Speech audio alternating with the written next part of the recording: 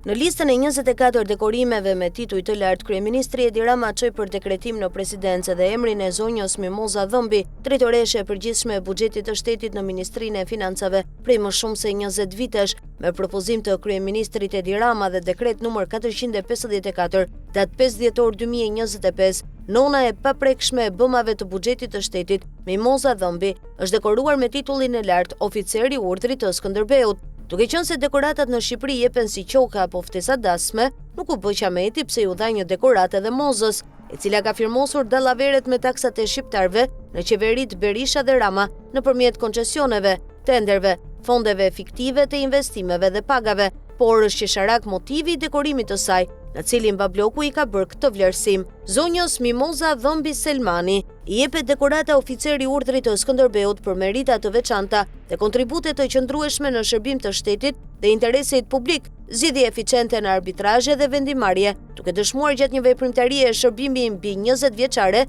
aftësi dhe vizion strategjik në menaxhimin e financave publike. Është përqeshur e për të vënë kujën që moza e buxhetit të financave dekorohet për sukses në gjyqjet e arbitrazhit, ku Ministria e Financave dhe Qeveria kanë dështuar dhe humbur gjyqe ndërkombëtare me vlerë 310 milion euro.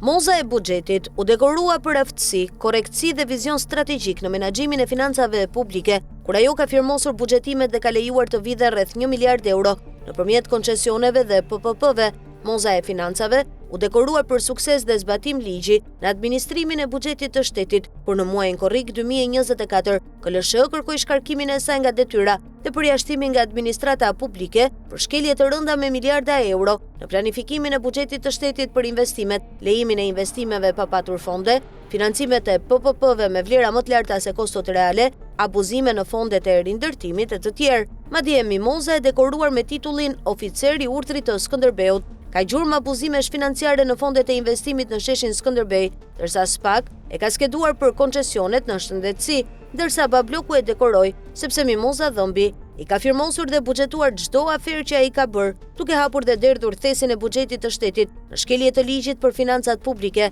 sepse siç thuhet, edhe dhëmbët e saj kanë kafshuar llokmat në çdo aferë.